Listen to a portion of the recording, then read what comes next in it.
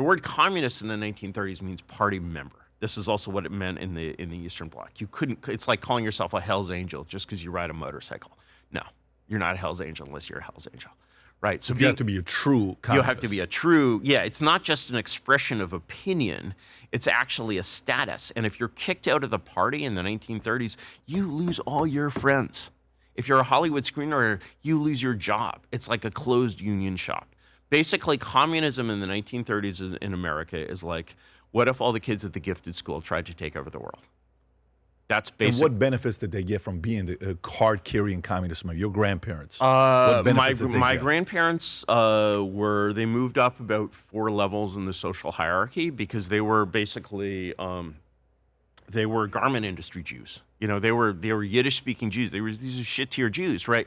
They become communists and like all of their, I'm just like, as a kid, I'm like, why is my grandmother's best friend a distributor of Italian films? Communist, right?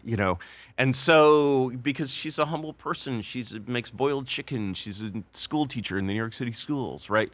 But actually she has these tremendous intellectual pretensions. She had this tremendous intellectual energy, and that led all of these people into the world of communism. Did you spend a lot of time with your grandma or grandpa? Some, but you know what the funny thing is? They would actually, the only reason I knew that they were actual literal communists was through my parents.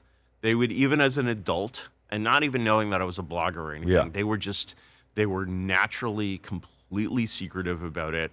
And you know what word that was always used by these people to describe themselves and their supporters in general in the 1930s? Progressive. Yeah, right. Makes sense. So they hid behind that word. That word... It's a little safer than communism. Yeah, so the word progressive, basically, you will find it used, for example, in the teens by Teddy Roosevelt and people like that. And Teddy Roosevelt is really more of an American fascist, almost, in a way. He's certainly not a communist. But for about 100 years, the word progressive has meant communist, right? Okay, so mom and dad, grandpa, just stay on that for a second. When you're hanging out with them, are they teaching you, Curtis, when you grow up, these are the things that matter? Here's what you got. No, I think that they lost most of their energy by the 1970s. I think and that energy had fed into a more sort of diluted, it had become the new left. And the new left, the principal difference between the new left and the old left is that the old left is centralized in the Communist Party USA. The new left is decentralized. The new left has no center, nobody's in charge of it, and you're like, oh, well, at least we're not Stalinists anymore. How did that happen? It happened because it was increasingly difficult. Well, it happened, first of all, because of the Cold War, because Stalin actually, it was Stalin's decision to get divorced after the war. Like, the U.S. did not want to get divorced. Stalin made it very clear. During the war, American liberals and progressives had seen Russia as their kind of strong right arm that would help them control the world, basically. So you see, there's all this amazing pro-communist stuff during the 40s, films like Mission to Moscow and so forth, just insane Stalinist propaganda totally flooding the American airwaves. 45, Stalin decides, no, actually, I'm not your little dog. Who knows how this would have played out if FDR hadn't died. Stalin's like, no, I'm actually a peer. And that creates a great split in the American left, because the American left in 35, 36 had formed this, what was called the Popular Front, where liberals allied with communists, or communists allied with liberals, because it was always like, the communists were sort of the more desirable party in that. It was like the liberals were always trying to get with the communists, basically, and the communists were like, oh, get away from me, liberal, right? You'll see them do that now.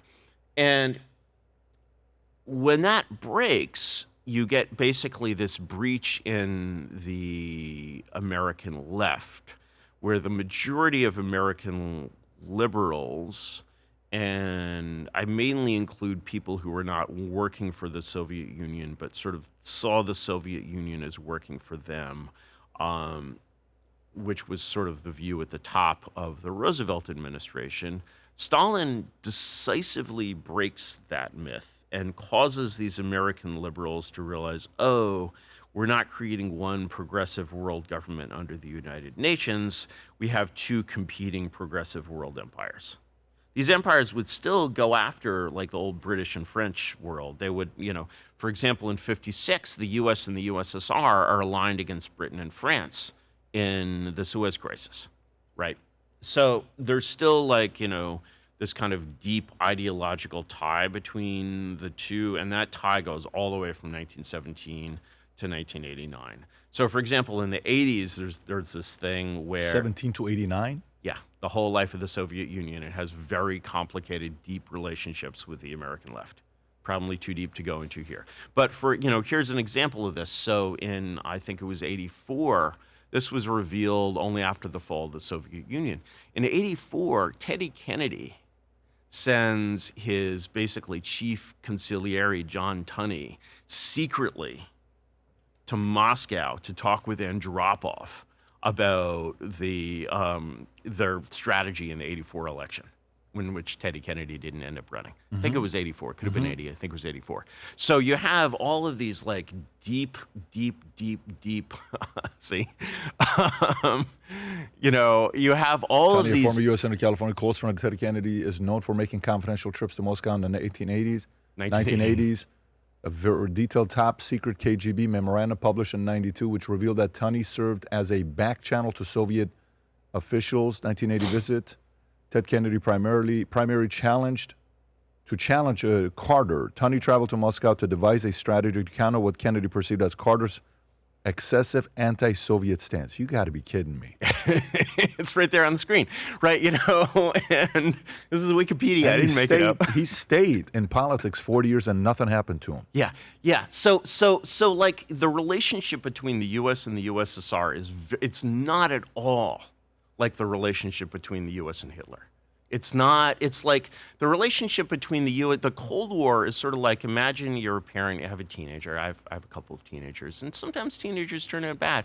They get into heroin, they start stealing money from your purse. Yeah. They do awful things. But it's not like a stranger broke into your house and stole money out of your wife's purse. And so there's always this kind of feeling of like a deep family tie there, which I think is something that they tried very hard to, because there was always this basically for all of the 20th century, you had this idea that there were two lefts. Mm-hmm. You know how there's two lefts, the communists and the liberals, and if you call a liberal a communist, it's the worst thing in the world, et cetera, et cetera, et cetera. Yep. And you look at basically the left now, and you're just like, come on, you're just yanking my chain. The idea that there's two lefts today, like, you're just yanking my chain. There is not two lefts. And, this, of course, is first kind of recognized by the first new left president is Carter. But, the first really acknowledged new left president is Obama. And so, again, with Obama, you're probably familiar, being a, conservative podcaster, you're probably familiar with some of the, the interesting stories around the mysterious past of Mr. Barack Obama. And I think most of those stories are... Which one's most mysterious to you? So I've heard many of them, but you're more well-read on this topic, so... I think that, generally speaking, I think just the important fact, I think his connection with Bill Ayers, for example, is completely real. I think that... But more generally, you can step back and say Barack Obama is a man of the new left. He's a new leftist. He's just, when you use the word new left, the dictionary definition should point to Barack Obama, right? And the connections between the new left and the old left, I think, are very interesting. First of all, you see this word progressive, being basically continually used. It's not a coincidence, right? And it's like when progressives today use the word progressive, I would say no more than 5% of them know that it is or ever was in any sense a euphemism for communist. They have no idea. They're like, in New Mexico, one of the things that, in the wild experience of Spanish colonization, a lot of Jews and conversos from Spain fled to the New World. So there are these populations of conversos in New Mexico, like old Spanish, not, and they do strange things with candles and napkins, and they have no idea why. They don't know that they're Jews, right? And so in a way, that's kind of the state of the new left. They actually don't know that they're communists. They don't understand that this is completely their heritage, and yet when you look at it, you see it all over the place. The new left doesn't know they're communists? They sort of do, and Like they sort of AOC, don't. Mamdani, Obama? They know, they sort of, they see it from the inside in a way, and so they perceive themselves in sort of in opposition to liberals, and they'd basically be like, oh no, we're not Stalinists. Like Stalinists are like, there's a lot of, if you know the logical fallacy, no true Scotsman, you basically get, real communism has never been tried. Stalin actually betrayed communism. Sure. Hi there. I'm Curtis Yarvin, aka Mencius Moldbug, and I've created a profile on this fascinating site, Manect, which allows anyone to put in a few dimes and ask me about anything, and I'll take questions on anything that isn't personal. I have many opinions on history, politics, science, economics, and all kinds of interesting things. And if you have a good and interesting question, why not ask it? I might well answer it. Thank you very much.